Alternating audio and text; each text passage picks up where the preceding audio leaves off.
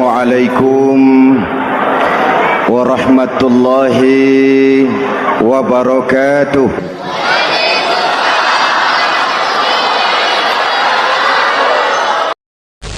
Ada orang beriman itu yang dimasukkan ke dalam surga.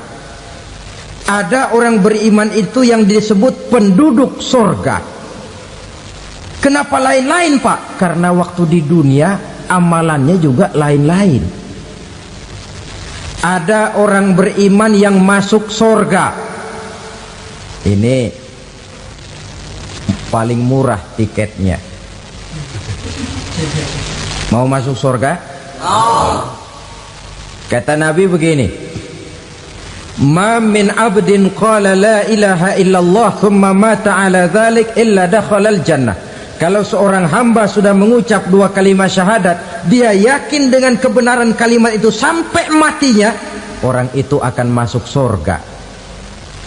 Abi Dzar yang waktu itu diajak bicara heran, ya Rasul kok gampang betul? Iya, walaupun orang itu mencuri, iya, walaupun orang itu berzina, iya, biar dia mencuri, biar dia berzina, kalau dia sudah mengucap dua kalimat syahadat, dia yakin dengan kebenaran kalimat itu sampai matinya, itu orang akan masuk surga. Jadi masuk surga cukup dua kalimat syahadat, yakin sampai mati, masuk surga. Itu perkara masuk. Tapi kalau pertanyaannya diterusin, masuknya kapan, Pak? Nah, ini lain lagi urusannya. Sebab ada yang masuknya itu langsung, ada yang mampir dulu. Di sana tempat cuma dua, kalau tidak surga, neraka. Mau ke surga tapi mampir dulu, yang mampirnya jelas di neraka. Kenapa? Dalam hadis qudsi ada riwayat, nanti itu di akhirat, setelah Allah selesai mengatur penduduk surga masuk surga, yang neraka masuk neraka, Allah berkata kepada malaikat Malik, malaikat Malik, labaik ya Allah, itu bajingan-bajingan tengik, manusia-manusia durjana yang waktu di dunia tidak mau sujud, jauh dari ulama, gemar melakukan yang munkarat dan maksiat, hidup di tengah masyarakat selalu jadi bibit keonaran, kufur, sudah masuk neraka semua. Sudah ya Allah. Nah, kalau sudah, coba sekarang kamu masuk, Malik. Saya, iya, masuk neraka. Mau apa ya Allah? Kata Allah, akhriju minan nar man kana fi qalbihi misqala habatin min khardalin min iman. Kau masuk neraka, cari di dalam neraka orang-orang yang ada imannya walaupun kecil sebesar biji zarah, angkat mereka keluar. Masuk malaikat Malik ke neraka, cari orang yang ada imannya, korek-korek. Ya repot, udah pada gosong. Yang ada imannya diangkat ke atas, yang ada imannya diangkat ke atas, lalu dimandikan di Nahrul Hayat, namanya sungai kehidupan di akhirat nanti. Cakep lagi rupanya, bersih lagi wajahnya, apel di hadapan Allah. Kata Allah, bagaimana Mas? Kapok nggak sampean? Kapok ya Allah. Nah, kalau kapok, idhab fadkhulil jannah, pergi masuk surga sana. Berangkat mereka ke surga, ketemu sama teman-temannya yang udah sampai lebih dulu, yang nggak pakai mampir lagi. Terjadi dialog. Kata teman-temannya yang udah pada nyampe duluan, Mas, iya, emang baru sampai? Saya baru sampai. Memang mampir di mana dulu, Mas? Kita sudah lama sampai di surga. Saudara buka surah Al-Muddatsir ayat 34-35. Ma salakakum fis saqar? Kenapa kamu mampir di neraka Saqar? Qalu lam naku minal musallin. Mereka menjawab, kami mampir di neraka Saqar, Mas, gara-gara dulunya kami waktu di dunia ndak pernah sholat. Ndak pernah sholat? Ndak pernah. Kan rumahnya dekat masjid, cuma dekat doang, Mas. Sholat mah enggak saya. nggak pernah ngasih makan fakir miskin, nggak pernah hadir di majelis taklim, pendeknya nggak pernah melakukan kebajikan, maka saya pun mampir di neraka sakor. Untung betul saya punya iman mas sedikit. Waktu hidup di dunia dulu saya pernah mengucap 2 kalimat syahadat, sekali-kalinya waktu mau kawin. Masya Allah. Untung saja kawin, kalau nggak kawin polos.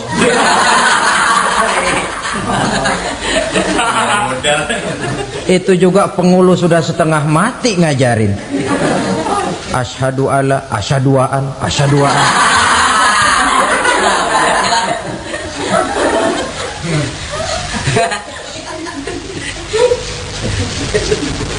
Ini namanya masuk surga, ada mampir dulu.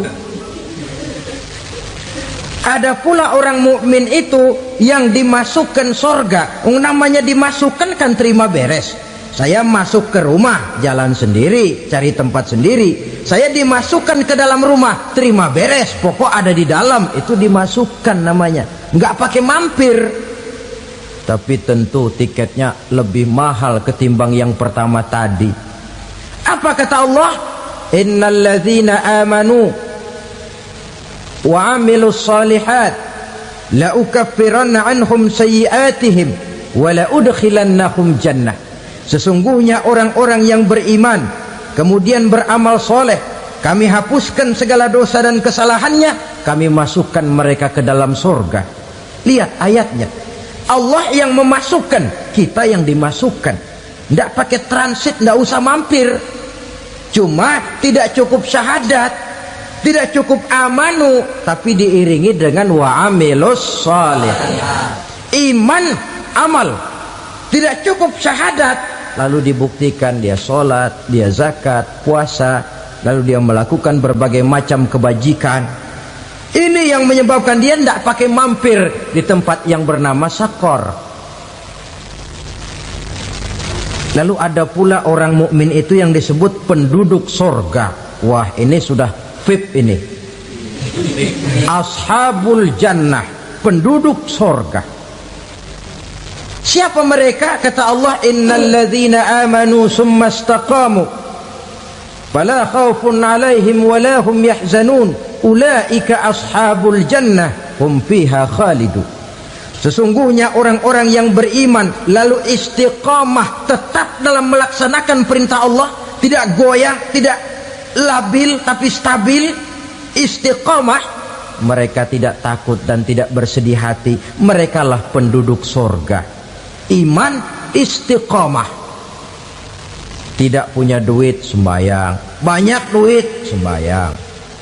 Miskin, sembayang. Kaya, tetap sembayang. Istiqamah. Kadang orang kalau susah rajin ke masjid, banyak duitnya ngelihat masjid melengos. Waktu miskin hamba Allah, setelah kaya jadi hamba harta. Bergeser, tidak ada nilai istiqomahnya. Saudara-saudara, dengan begitu penduduk neraka itu dua. Ada penduduk permanen, ada penduduk yang semi permanen. Yang semi permanen orang-orang beriman yang mempunyai dosa besar. Mereka masuk ke neraka untuk menerima azab sesuai dengan dosanya. Bila selesai masa azab itu, mereka akan diangkat untuk ditempatkan kembali ke dalam surganya Allah Subhanahu wa ta'ala. Nah, dikala itulah saudara-saudara, ada yang disebut syafaat dari Rasulullah Sallallahu Alaihi Wasallam. Tapi tentu jangan lupa, syafaat ini ibarat kain menambal dia. Kita punya kain bolong-bolong sedikit, syafaat yang menambal. Solat kita ada kurang dikit, sedekah kita ada campur riak dikit, amalan kita ada tidak karena Allah dikit, kita berharap syafaat. Jadi biarlah kain masih bolong-bolong, yang penting punya kain. Tapi kalau kainnya tidak ada, yang ditambal apanya? Solat tidak, puasa tidak, zakat tidak, berharap syafaat saja. Ya, terlalu berlebihan itu. Saudara hadirin yang saya hormati, apabila selesai proses penghisaban, proses penghitungan, maka dikala itulah manusia terbagi dalam dua kelompok besar. Fariqun fil jannah wa fariqun fis sa'ir. Sekelompok orang-orang beruntung yang masuk ke dalam surga, dan sekelompok lagi masuk ke dalam neraka. Ibu-ibu, saudara-saudara kaum muslimin rahimakumullah, pada pertemuan yang lalu sudah saya jelaskan bahwa hidup selalu berakhir dengan kematian. Apabila datang kematian menimpa seseorang, datanglah kiamat baginya. Itu yang disebut dengan kiamat kecil. Hakikatnya mati adalah perpindahan dari kehidupan di dunia ini menuju kehidupan di alam barzakh. Menunggu kita di alam barzakh sampai datangnya saat kiamat. Entah 10 tahun, entah 100 tahun, entah 1000 tahun, hanya Allah saja yang maha tahu. Adapun orang-orang beriman yang melakukan amal kebajikan dalam kehidupan di dunia ini, masa penantian yang lama di alam barzakh buat mereka sebentar saja. Tetapi bagi orang-orang kafir yang ingkar, yang tidak beriman kepada Allah, yang hidup di dunia cuma menumpuk-numpuk dosa, tentu penantian di alam barzakh akan merupakan waktu yang sangat lama. Bukankah dalam kehidupan kita waktu itu memang relatif? Contoh misalnya, bagi pemuda-pemudi yang sedang duduk asyik memadu cinta, waktu 4-5 jam saja rasanya cuma 4-5 menit, tenggelam oleh keasikan. Tapi buat orang yang berbaring di rumah sakit, meratap di balik-balik apa itu tembok derita kata lagu, di balik dinding-dinding penjara, sehari bagai seminggu, seminggu rasa sebulan, sebulan boleh jadi rasa setahun. Penantian yang sangat lama. Kapan kiamat itu akan datang? Ini rahasia Allah. Jangankan kita yang orang awam, baginda Nabi sendiri tidak diberitahu oleh Allah kapan kiamat itu akan terjadi. Tetapi sungguh pun demikian, banyak hadis-hadis yang menjelaskan ciri atau tanda-tanda datangnya kiamat. Nah, kalau sudah bicara soal tanda, tanda kiamat itu ada dua. Pertama yang disebut alamatus sughra, tanda-tanda kecil. Ini waktunya masih ada tenggang.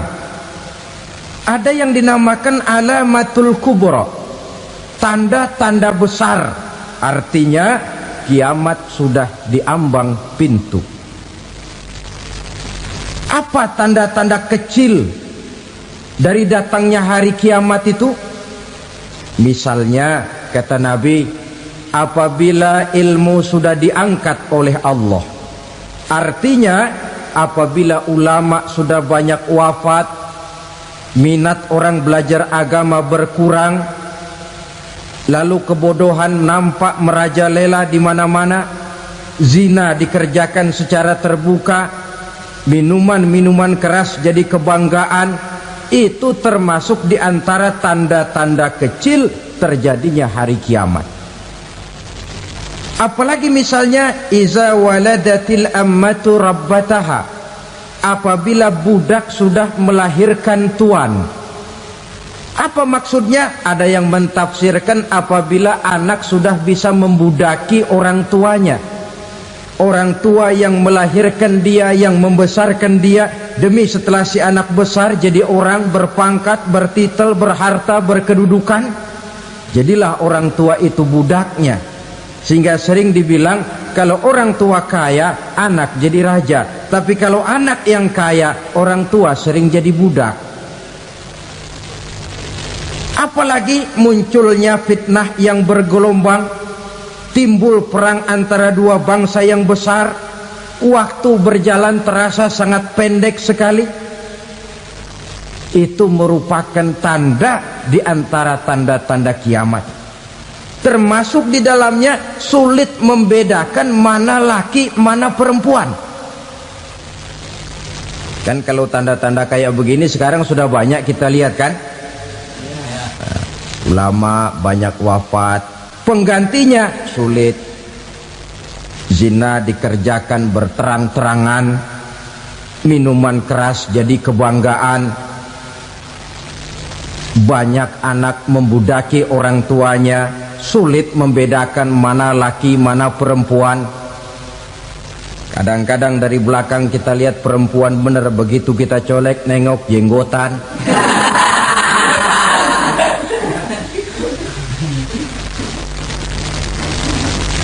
Ini termasuk tanda-tanda kecil, masih ada tenggang sampai akan terjadinya kiamat itu. Nah, yang dimaksud dengan tanda-tanda besar, ini tanda besar artinya kiamat sudah di ambang pintu. Pertama, matahari terbit dari sebelah barat. Apabila matahari sudah terbit dari arah sebelah barat, tertutuplah sudah pintu taubat. Bersabda Nabi kita, la taqumus sa'atu hatta tatlu'a syamsu min maghribiha. Tidak akan datang hari kiamat sampai matahari terbit dari arah sebelah barat. Fa iza tala'at, manakala matahari telah terbit dari arah sebelah barat, wara'ahan nasu, manusia banyak menyaksikan itu, amanu ajma'un, mereka pun lalu beriman. Yang tadinya kafir, yang tadinya ingkar, yang tadinya membangkang, setelah melihat matahari terbit dari sebelah barat, buru-buru beriman, berlomba-lomba mengucap dua kalimat syahadat. Tapi apa yang terjadi? Kata Nabi, wadzalika hina la yanfa'u nafsan imanuha lam takun amanat min qabl. Hari itu adalah hari yang iman sudah tidak berguna lagi bagi seseorang apabila sebelumnya memang dia tidak pernah beriman. Au kasabat fi imaniha khaira, atau beriman tetapi tidak pernah melakukan kebajikan di dalam keimanannya itu. Hari yang sudah kasib, hari yang sudah terlambat, beriman tidak akan ada gunanya lagi. Ini pelajaran buat kita. Sebelum sang surya terbit dari sebelah barat, sebelum nafas sampai di tenggorokan, artinya pintu taubat masih terbuka. Kalau dua hal itu sudah terwujud, nafas sudah sampai di kerongkongan atau matahari sudah terbit dari arah sebelah barat, tertutuplah sudah pintu taubat. Tak ada lagi gunanya pangkat, jabatan, harta, bahkan beriman pun dalam suasana macam itu too late, kata orang Kulon. Sudah terlambat. Matahari terbit dari arah sebelah barat, itu tanda besar, artinya kiamat sudah di ambang pintu. Lalu apalagi tanda besar? Munculnya Dajjal. Dajjal artinya pendusta-pendusta yang menyesatkan manusia. Ada dua macam Dajjal, saudara. Ada Dajjal kecil, ini Dajjal kelas teri. Kalau ini sejak zaman Rasulullah sudah ada itu. Tiap zaman ada. Di zaman Rasulullah misalnya ada yang bernama Aswad al-Unsi dari Yaman, ada yang namanya Musailamah al-Kazzab dari Yamamah, Ada yang namanya Ibnu Sayyad dari Madinah. Ini dajjal-dajjal di zaman Rasul. Musailamatul Kadzab memproklamirkan diri jadi nabi dia. Di zaman Rasul masih hidup. Ini dajjal zaman Nabi. Di zaman sahabat muncul dajjal-dajjal. Di zaman kita sekarang ini dajjal-dajjal pun gentayangan. Dajjal-dajjal kelas teri. Kerjanya mendustakan manusia, menyesatkan manusia, memalingkan manusia dari jalan yang benar dan diridhoi oleh Allah Subhanahu wa taala. Adapun yang merupakan tanda besar dari datangnya kiamat, dajjal-dajjal kelas kakap. Pembohong-pembohong besar yang menyesatkan masyarakat manusia berpaling dari jalan Allah mengikuti jalan mereka. Apa sih ciri dajjal itu? Kata Nabi dalam hadis Bukhari Muslim, inna dajjala, sesungguhnya yang namanya dajjal itu yakhruju, satu saat akan muncul mendekati hari kiamat. Wa inna ma'ahu ma'an, si dajjal ini membawa air. Wa naran, dan juga membawa api. Dua simbol. Di tangan yang satu dia bawa air, di tangan yang satu dia bawa api. Wa ammal ladzi yarahu an-nasu ma'an fanarun, adapun yang orang banyak lihat air, hakikatnya adalah api. Yang dilihat api, hakikatnya adalah air. Oleh sebab itu, kalau api yang ditawarkan, ambillah air. Kalau air yang ditawarkan, pilihlah api. Maksudnya apa ini? Ini bahasa simbol, saudara-saudara. Dajjal bicaranya seolah-olah untuk kepentingan manusia, menawarkan surga. Surga yang dia tawarkan hakikatnya neraka. Hai manusia, kalau kau mau bahagia, jangan dekat-dekat dengan agama. Sholat itu tidak efektif dan efisien, tidak produktif dari segi ekonomi itu. Menghadiri majelis taklim cuma buang-buang waktu. Tahajud, tasbih, tahlil, baca Quran, apa itu? Pekerjaan mubazir saja. Hidup ini cuma sekali, masa yang cuma sekali, manfaatkan dengan sebaik-baiknya. Mumpung, dibawanya sifat mumpung, tetapi dalam pengertian yang sangat negatif. Bicaranya seolah-olah untuk kepentingan manusia, tetapi sebenarnya menjerumuskan manusia.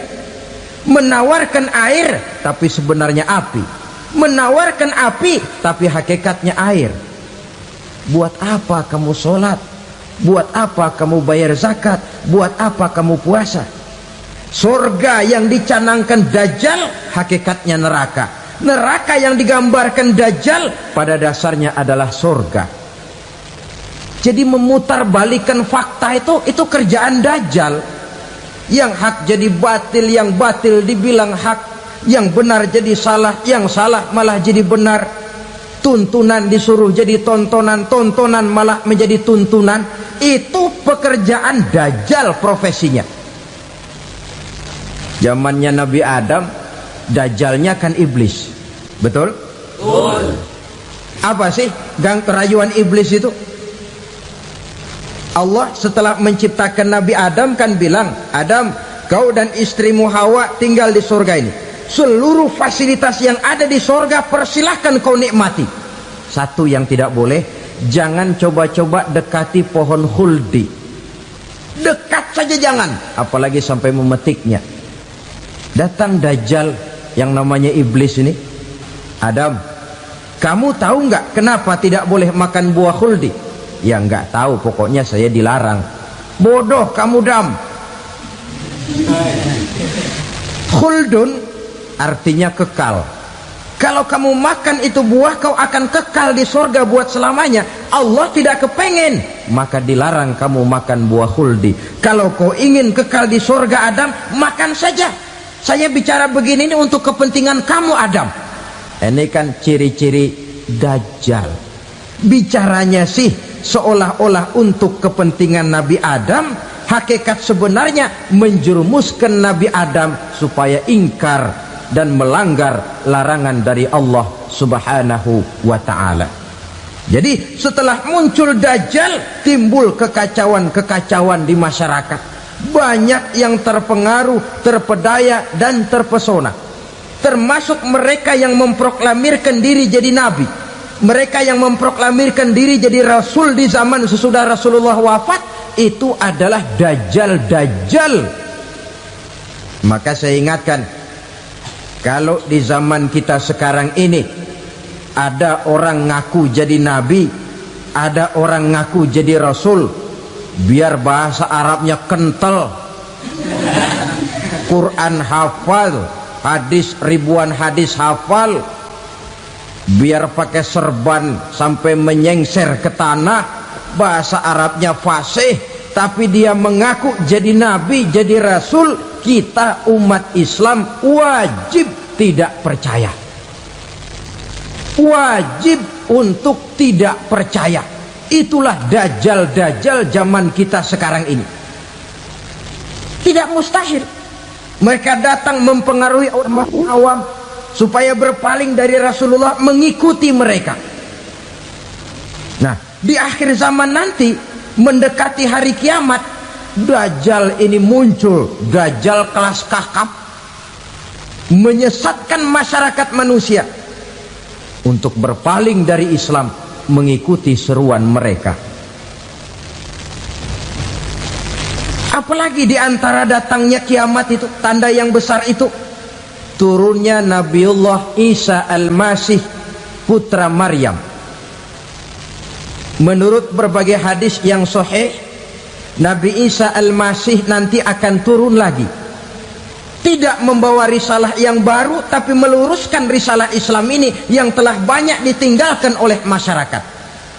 Bahkan ada hadis menjelaskan beliau akan membunuh Nabi, mematahkan kayu-kayu salib, lalu melaksanakan haji dan umrah mengikuti syariat Nabi Muhammad, bukan membawa agama baru. Menjadi semacam mujaddid, reformer, menyelamatkan manusia dari bisikan Dajjal. Bahkan ada riwayat yang menjelaskan bahwa Nabi Isa berhasil mengalahkan Dajjal, mengembalikan masyarakat manusia kembali kepada ajaran Islam yang datang dari Allah, dibawa oleh Rasulullah Sallallahu Alaihi Wasallam. Dengan kata lain, turunnya Nabi Isa bukan sebagai Nabi dan Rasul baru, tetapi mengikuti syariat Nabi kita Muhammad Sallallahu Alaihi Wasallam. Saudara hadirin, ibu-ibu hadirat yang saya hormati, kemudian apalagi di antara tanda-tanda besar akan datangnya kiamat itu? Keluarnya asap atau awan. Kata Nabi, inna min asratis sa'ah dukhanan yamla'u ma bainal masyriqi wal maghrib. Di antara tanda-tanda kiamat, munculnya awan antara langit dan bumi. Ini pun diperkuat dalam surah Ad-Dukhan ayat 10. Fartaqib yauma ta'tis sama bidukhanin mubin fayughshan nas hadza azabun alim. Bagi orang-orang yang beriman, mereka biasa-biasa saja, tapi bagi orang kufur, datangnya asap dan awan ini merupakan azab yang kelewat pedih.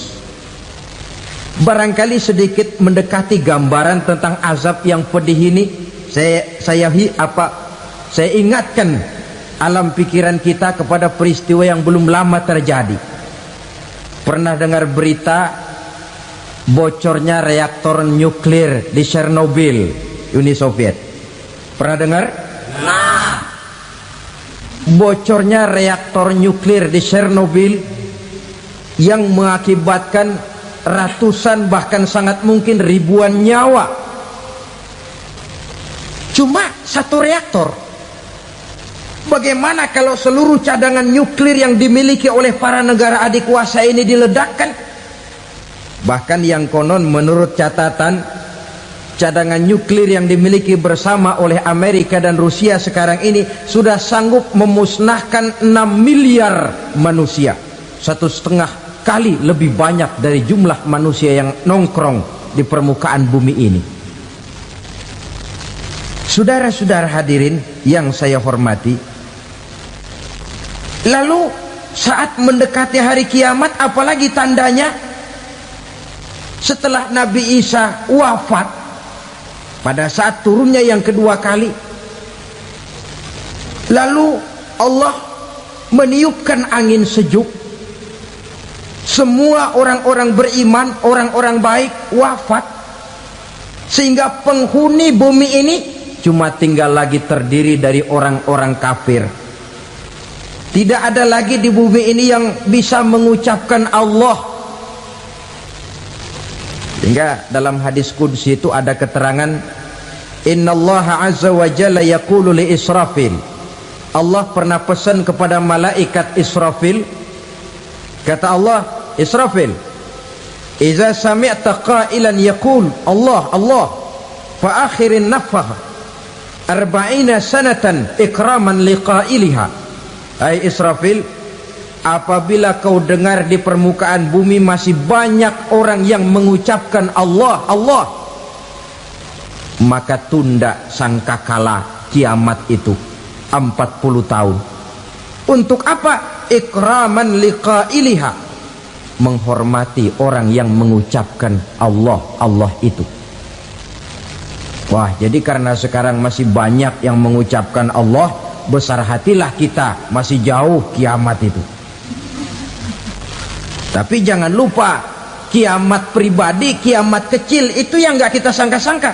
Ajal datang mencabut nyawa, itu kiamat pribadi, dan itu yang pasti kita hadapi, dan itu yang membuat kita tidak boleh bersikap main-main di dalam kehidupan sekarang ini. Saudara hadirin yang saya hormati, tidak ada lagi orang-orang muslim, seluruh penduduk dunia ini kafir. Lalu terciptalah struktur sosial yang berlandaskan prinsip hidup semau gue. Bakal terjadilah prinsip di mana yang kaya menyantap yang miskin, yang kuat menindas yang lemah. Hidup sudah bagaikan di rimba belantara, berlaku hukum rimba, siapa yang kuat dia yang menang, siapa yang lemah menjadi mangsa. Timbul kekacauan, maksiat merajalela, munkarat menjadi-jadi, sehingga isi bumi ini penuh dengan segala macam perbuatan dosa. Tidak ada perlunya lagi alam diperpanjang temponya. Datang saat yang sudah dijanjikan oleh Allah Azza wa Jalla, maka terjadilah yang disebut kiamat kubra, kiamat besar, kiamat ancur-ancuran. Bagaimana kejadian ini dimulai? Dalam surah Az-Zumar ayat 68, Allah Subhanahu wa taala berfirman, wa nufikha fis suri fasa'iqa man fis samawati wa man fil ardi illa man sya'allahu. Maka manakala ditiuplah sangkakala, terkejutlah seluruh yang ada di langit dan seluruh yang ada di bumi. Bila saat kiamat datang, Allah perintah malaikat Israfil, Israfil, tiup sangkakalamu. Ditiuplah sangkakala oleh malaikat Israfil. Yang akibat daripada tiupan itu, seluruh yang ada di langit, seluruh yang ada di permukaan bumi terkejut. Yang ada di langit siapa? Malaikat kan. Bayangin aja kalau malaikat kaget, apalagi kita. Terkejut seluruh makhluk yang ada di bumi, yang ada di langit mendengar suara sangkakala itu. Bunyinya tidak sanggup kita bayangkan dahsyatnya. Ledakan nuklir, ledakan neutron belum apa-apa ketimbang bunyi sangkakala malaikat Israfil ini. Nah, lalu mendengar bunyi sangkakala ini, gemparlah makhluk, kacaulah alam. Bumi gempa, planet-planet bertabrakan, gunung meletus, air laut tumpah ke darat, angin topan bertiup, halilintar menyambar, lalu semua yang bernama hidup mati total. Mati bareng tanpa persiapan. La haula wala quwata illa billah. Saya kadang-kadang dalam tafakur bermohon, ya Allah, mudah-mudahan saya enggak nemuin kiamat beneran. Ngeri. Tidak bisa kita bayangkan macam apa suasana seperti itu. Allah saja banyak memberikan gambaran, misalnya Al-Qari'ah, wa mal qari'ah, wa ma adraka mal qari'ah. Kejadian yang menggemparkan. Tahukah kamu apa kejadian yang menggemparkan itu? Yauma yakunun nasu kal farasil mabsus wa takunul jibalu kal ihnil manfus. Pada saat itu manusia berterbangan bagai kupu-kupu, gunung berterbangan seperti kapas ditiup angin. Gunung saja macam kapas, konon lagi manusia. Kematian total, mulai semut sampai gajah mati,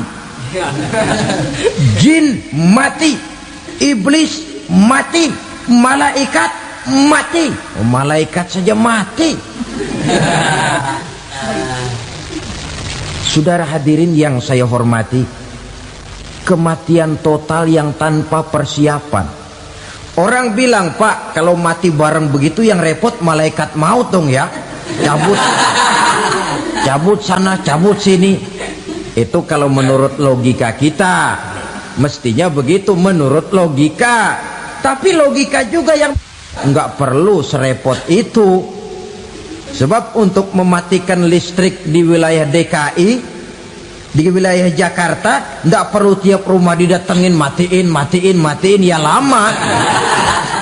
Cukup dari kantor pusatnya saja PLN, tekan satu tombol, gelaplah seluruh Jakarta. Saudara hadirin yang saya hormati, kematian total.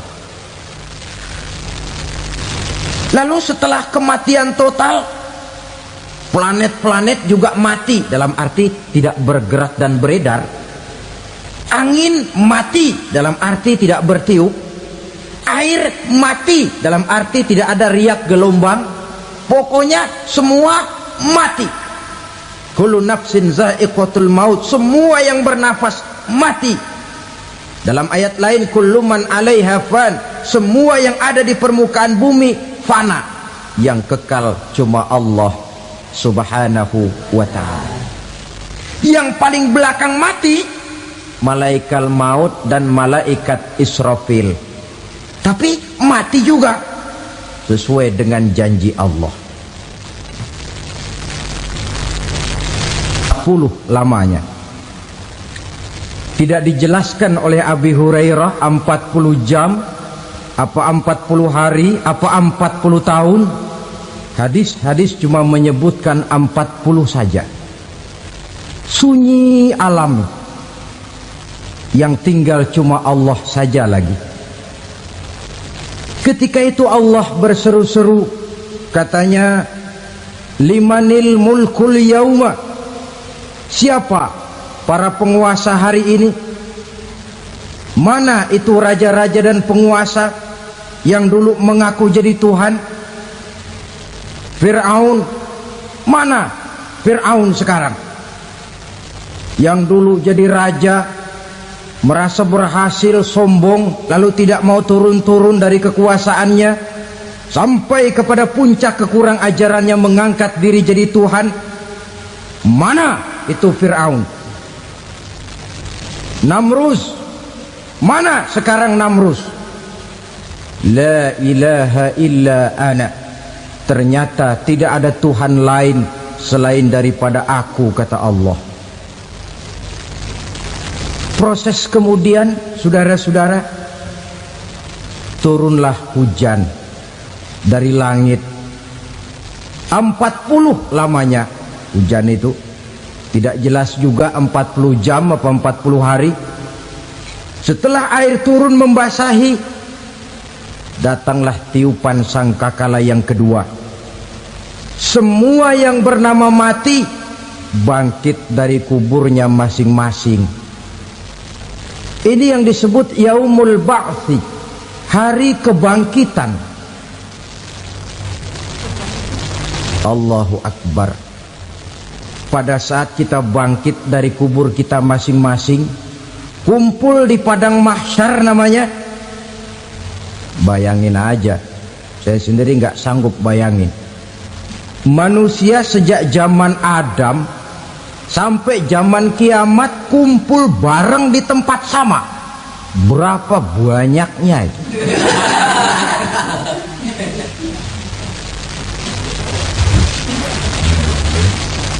Dan yang luar biasa menurut satu riwayat, pada saat bangkit itu, Masya Allah, roman muka kita berubah, disesuaikan dengan amalan kita waktu di dunia ini. Barang siapa yang waktu di dunia amalannya itu amalan tikus, di akhirat nanti dia bangkit dari kubur, mukanya seperti muka tikus. Gagah betul badannya, tapi mukanya seperti tikus. Kenapa? Amalannya waktu di dunia seperti amalan tikus. Apa amalan tikus itu? Suka ngegeragoti barang yang sudah disimpan rapi-rapi. Orang sudah simpan uang rapi-rapi, simpan perhiasan rapi-rapi, digeragoti oleh tikus. Maling-maling, pencoleng-pencoleng, koruptor-koruptor, itu nanti di akhirat nanti kita lihat mukanya seperti muka tikus. Oh, ini waktu di dunia suka nyolong, mukanya seperti muka tikus. Barang siapa yang waktu di dunia ini amalannya itu amalan macan, dia akan bangkit nanti mukanya seperti muka macan. Apa amalan macan? Macan itu amalannya menang-menangan. Orang yang mau menang saja nggak mau mengalah. Coba lihat di hutan, kenal hutan nggak? Di hutan, raja hutan di mana-mana pasti macan, betul kan? Betul. Padahal hutan belum pernah bikin pemilihan umum. Tapi macan tidak peduli ada pemilihan umum apa tidak, pokok saya raja. Sebab apa? Macan jadi raja itu bukan karena benar, tapi karena kuat jadi raja. Setelah dia jadi raja, rakyat hutan yang mesti dilindungi malah dimakan oleh raja macan. Kambing rakyat hutan dimakan oleh macan. Ayam rakyat hutan dimakan oleh macan. Itu nanti kita lihat di akhirat itu mukanya seperti muka macan, gagah betul. Lalu barang siapa yang di dunia ini amalannya itu seperti amalan anjing, nanti dia punya muka seperti muka anjing. Apa amalan anjing? Pertama, anjing itu kalau disuruh jaga rumah, dia tidak bisa membedakan mana maling, mana tamu. Biar yang datang maling, kalau bawa tulang, anjing kalem. Yang kedua, anjing itu akan setia kepada siapa saja yang memberinya roti. Siapa yang memberinya roti, itulah majikannya. Apa kata majikannya pasti dia laksanakan. Soal benar atau salah dia tidak peduli. Setelah anjing dapat roti, dia tidak punya pilihan lain kecuali bilang, abdi mah kumaha juragan wae ayeuna mah.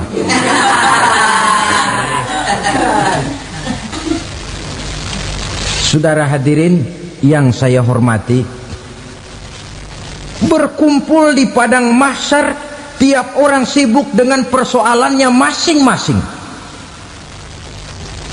Matahari waktu itu didekatkan oleh Allah, panas luar biasa. Ada yang saking panasnya itu mencucurkan peluh keringat sampai sebatas mata kakinya.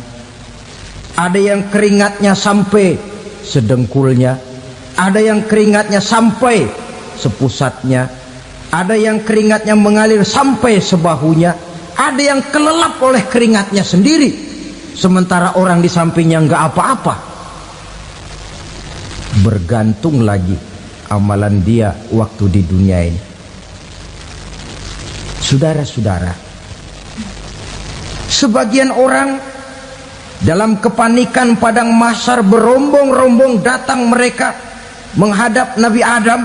Ya Adam, anta abal bashar. Hai Adam, Tuhan adalah bapak moyang manusia. Kami sebentar lagi akan disidang, dimintakan pertanggungan jawab. Tolonglah kami, hai Adam. Kata Nabi Adam, jangankan nolongin sampean, saya sendiri tanggung jawab di hadapan Allah ketika dulu tidak boleh makan khuldi, saya serobot. Sudahlah, urus diri masing-masing saja, nafsi. Begitu kata Nabi Nuh, begitu kata Nabi Ibrahim. Tiap orang bertanggung jawab sendiri-sendiri. Ketika itulah saudara-saudara, nikmatnya menjadi umat Nabi besar Muhammad sallallahu alaihi wasallam. Sebab apa? Walaupun menurut abjad kita ini umat paling belakang, paling belakang kita ini toh, karena Nabi Muhammad adalah Nabi akhir, tapi akan dihisap lebih dulu, lewat di atas sirat lebih dulu, masuk surga lebih dahulu ketimbang umat-umat belakangan. Ketika Rasul mendekati ajal, beliau tanyakan itu kepada malaikat Jibril. Malaikat Jibril berkata, Muhammad jangan khawatir, Allah sudah berjanji, inni haramtul jannata ala sairil anbiya hatta tadkhulaha anta wa haramtuha ala sairil umami hatta tadkhulaha ummatuka.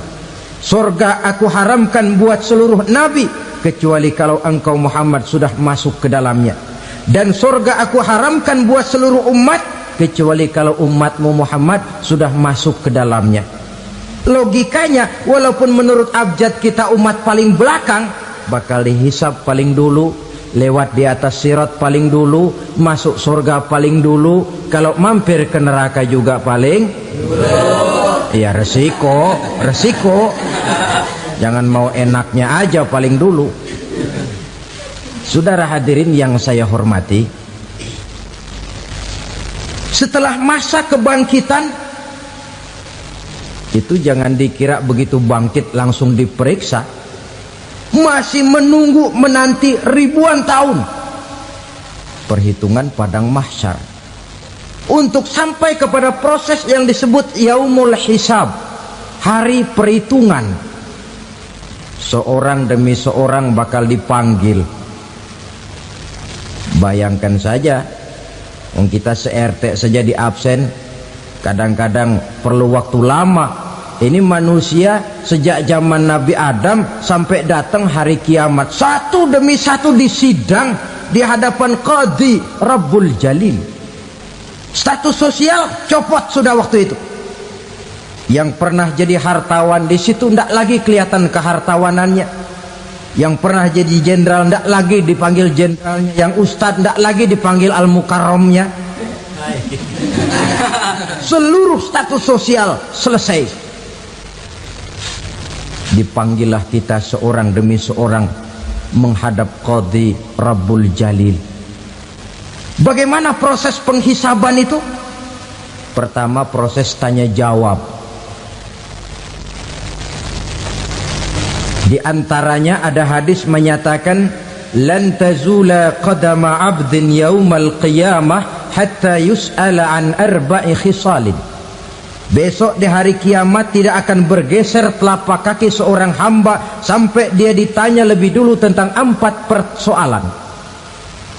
Tentang ilmunya, kemana ilmu itu diamalkan. Tentang umurnya, di mana umur itu dihabiskan. Tentang masa mudanya, Kemana masa muda itu dipakai? Tentang hartanya, dari mana harta itu didapat dan kemana harta itu dibelanjakan. Ini termasuk proses tanya jawab. Jadi kalau istilah pengadilan dunia, nama Fulan bin Fulan. Kamu waktu di dunia diberikan umur panjang untuk apa? Pernah mengalami masa muda, kemana kau habiskan masa remajamu? Kau diamanahkan ilmu, dengan apa ilmumu kau amalkan? Kau diberikan harta, dari mana harta kau dapat, kemana kau belanjakan? Tak seorang pun yang bisa mungkir. Sebab apa? Dikala itu yang menjadi saksi bukan orang. Yang menjadi saksi adalah seluruh anggota badan kita. Tangan bicara, kaki jadi saksi terhadap seluruh amalan yang pernah kita kerjakan pada saat kehidupan di alam dunia ini. Selesai proses tanya jawab, lalu diperlihatkan buku catatan kita waktu hidup di dunia ini. Jangan lupa Allah itu menyiapkan 2 superkomputer kepada kita. Sebelah ditempelin sebelah kanan, yang sebelah tempelin di sebelah kiri. Komputer itu namanya Raqib dan Atid, 2 malaikat yang apabila baik kita lakukan, refleks saja akan menulis kebajikan kita. Jahat kita kerjakan, akan tertulis. Catatan itu nanti diperlihatkan kepada kita. Waduh, alangkah malunya pada saat diperlihatkan catatan kita, buku rapot kita merah melulu. Barangkali diperiksa sambil diomelin, brengsek lo. Buku merah melulu begini, bagaimana waktu hidup di dunia? Tidak cukup diperlihatkan buku catatan kehidupan, rekaman kehidupan. Rekaman kehidupan kita secara utuh sejak terlahir sampai ajal datang merenggut nyawa. Barangkali mirip dengan video sekarang ini, di mana terekam dengan baik seluruh kegiatan kita, sejak yang sekecil-kecilnya sampai kepada yang sebesar-besarnya. Untuk kemudian kita pun menerima balasan. In khairan fa khairun wa in syarran fa syarrun. Kalau baik ya baik balasannya, kalau jahat ya jahat juga balasannya. Catatan-catatan kita diberikan. Kalau banyak kebajikannya diberikan di tangan kanan dengan cara yang halus. Kalau banyak kejahatannya diberikan dari sebelah kiri atau dilempar dari belakang. Itulah sebabnya sejak di dunia ini kita sudah mohon kepada Allah. Ketika berwudu membasuh tangan kanan, apa kita bilang? Allahumma a'tini kitabi biyamini wa hasibni hisaban yasira. Ya Allah, berikan saya kitab di tangan kanan, dan kalau saya memang perlu dihisap, hisaplah saya yang seringan-ringannya. Tangan kiri berlindung kita kepada Allah, jangan sampai diberikan kitab di tangan kiri atau dari arah sebelah belakang. Wa a'udzubika an tu'tiya kitabi bishimali aw min wara'i zuhri, dari arah sebelah belakang. Na'udzubillah min dzalik. Setelah selesai lewat proses penghisaban, lewat mizan, timbangan, maka yang sudah selesai dihisab itu bergeraklah menuju sirat, jembatan yang terbentang menuju surga melalui neraka. Saudara-saudara, panjangnya perjalanan sirat itu memakan waktu ratusan tahun. Tetapi orang yang lewat di atas sirat pun macam-macam, bergantung amalannya ketika di dunia ini. Ada yang lewat di atas sirat itu kalbarkil khatib, seperti kilat yang menyambar, lep, sudah sampai dia di surga. Cepat bukan main. Ada yang lewat di atas sirat itu seperti orang lari-lari. Ada yang lewat di atas sirat itu seperti orang jalan biasa. Ada yang sambil merangkak. ada yang sambil ngesor, ada yang sambil gelayutan, ada yang selamat sampai ke ujung ke surga, ada yang tergelincir jatuh masuk ke dalam neraka, bergantung amalannya dalam kehidupan di dunia sekarang ini. Tiap kita akan melewati yang namanya sirat ini.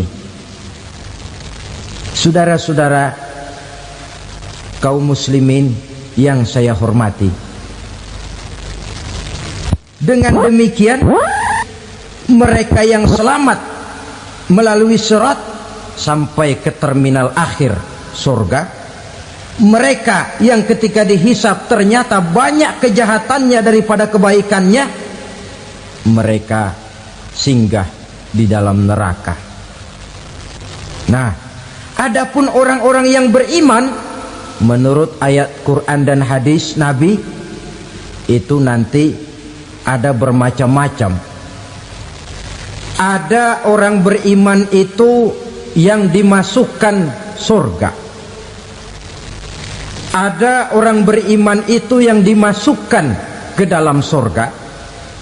Ada orang beriman itu yang disebut penduduk surga.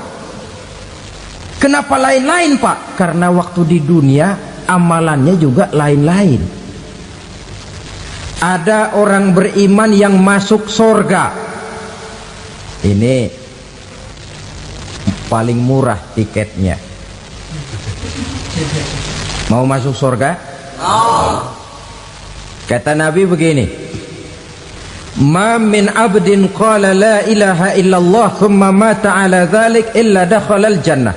Kalau seorang hamba sudah mengucap dua kalimat syahadat, dia yakin dengan kebenaran kalimat itu sampai matinya, orang itu akan masuk surga. Abi Dzar yang waktu itu diajak bicara heran, ya Rasul kok gampang betul? Iya, walaupun orang itu mencuri, iya, walaupun orang itu berzina, iya, biar dia mencuri, biar dia berzina, kalau dia sudah mengucap dua kalimat syahadat, dia yakin dengan kebenaran kalimat itu sampai matinya, itu orang akan masuk surga. Jadi masuk surga cukup dua kalimat syahadat, yakin sampai mati, masuk surga. Itu perkara masuk. Tapi kalau pertanyaannya diterusin, masuknya kapan, Pak? Nah, ini lain lagi urusannya. Sebab ada yang masuknya itu langsung, ada yang mampir dulu. Di sana tempat cuma dua, kalau tidak surga, neraka. Mau ke surga tapi mampir dulu, yang mampirnya jelas di neraka. Kenapa? Dalam hadis qudsi ada riwayat, nanti itu di akhirat, setelah Allah selesai mengatur penduduk surga masuk surga, yang neraka masuk neraka, Allah berkata kepada malaikat Malik, malaikat Malik, labaik ya Allah. Itu bajingan-bajingan tengik, manusia-manusia durjana yang waktu di dunia tidak mau sujud, jauh dari ulama, gemar melakukan yang munkarat dan maksiat, hidup di tengah masyarakat selalu jadi bibit keonaran, kufur, sudah masuk neraka semua. Sudah ya Allah. Nah, kalau sudah, coba sekarang kamu masuk, Malik. Saya, iya,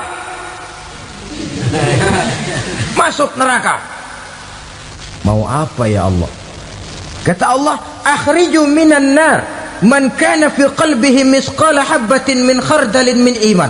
Kau masuk neraka, cari di dalam neraka orang-orang yang ada imannya walaupun kecil sebesar biji zarah, angkat mereka keluar. Masuk malaikat Malik ke neraka, cari orang yang ada imannya, korek-korek. Ya repot, udah pada gosong. Yang ada imannya diangkat ke atas, yang ada imannya diangkat ke atas, lalu dimandikan di Nahrul Hayat, namanya sungai kehidupan di akhirat nanti. Cakep lagi rupanya, bersih lagi wajahnya, apel di hadapan Allah. Kata Allah, bagaimana mas? Kapok nggak sampean? Kapok ya Allah. Nah, kalau kapok, idhab fadkhulil jannah, pergi masuk surga sana. Berangkat mereka ke surga. ketemu sama teman-temannya yang udah sampai lebih dulu, yang nggak pakai mampir lagi. Terjadi dialog. Kata teman-temannya yang udah pada nyampe duluan, "Mas, iya, emang baru sampai?" Saya baru sampai." "Memang mampir di mana dulu, Mas? Kita sudah lama sampai di surga." Saudara buka surah Al-Muddatsir ayat 34-35. "Ma salakakum fis saqar?" Kenapa kamu mampir di neraka Saqar? Qalu lam naku minal musallin. Mereka menjawab, kami mampir di neraka Saqar, Mas, gara-gara dulunya kami waktu di dunia ndak pernah sholat.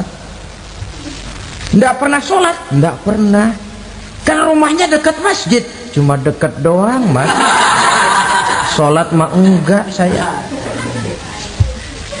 Enggak pernah ngasih makan fakir miskin, enggak pernah hadir di majelis taklim, pendeknya enggak pernah melakukan kebajikan, maka saya pun mampir di neraka Saqar. Untung betul saya punya iman, Mas, sedikit. Waktu hidup di dunia dulu saya pernah mengucap 2 kalimat syahadat, sekali-kalinya waktu mau kawin. Masya Allah. Untung saja kawin, kalau nggak kawin polos.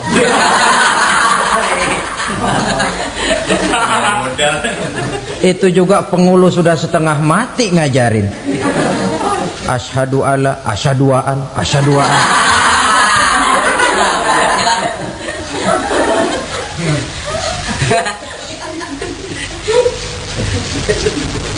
Ini namanya masuk surga, ada mampir dulu. Ada pula orang mukmin itu yang dimasukkan surga. Namanya dimasukkan kan terima beres. Saya masuk ke rumah, jalan sendiri, cari tempat sendiri. Saya dimasukkan ke dalam rumah, terima beres, pokok ada di dalam, itu dimasukkan namanya. Nggak pakai mampir. Tapi tentu tiketnya lebih mahal ketimbang yang pertama tadi. Apa kata Allah? Innal ladzina amanu wa amilus salihat la ukaffiranna anhum sayyi'atihim wa la udkhilannahum jannah.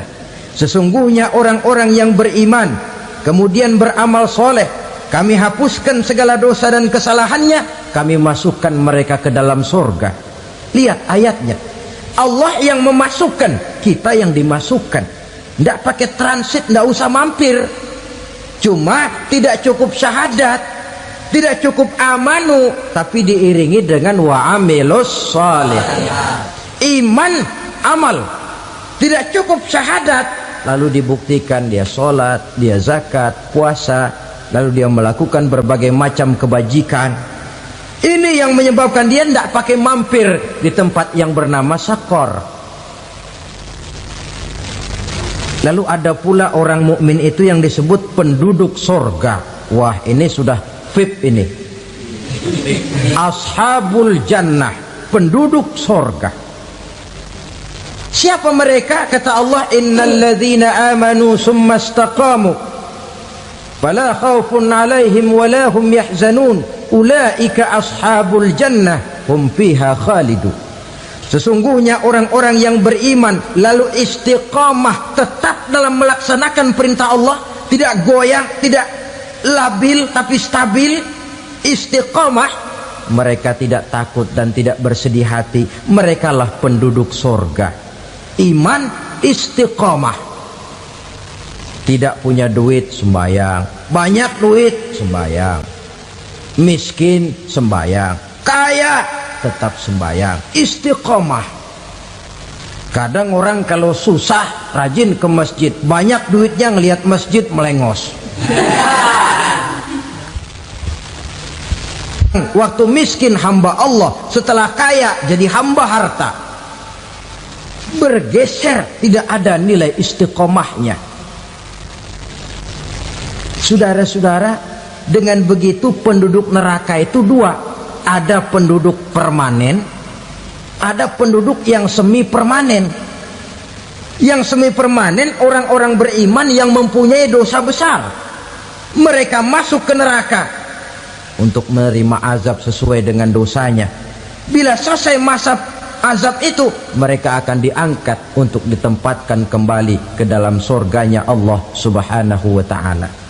Nah, dikala itulah saudara-saudara, ada yang disebut syafaat dari Rasulullah sallallahu alaihi wasallam. Tapi tentu jangan lupa, syafaat ini ibarat kain menambal dia. Kita punya kain bolong-bolong sedikit, syafaat yang menambal.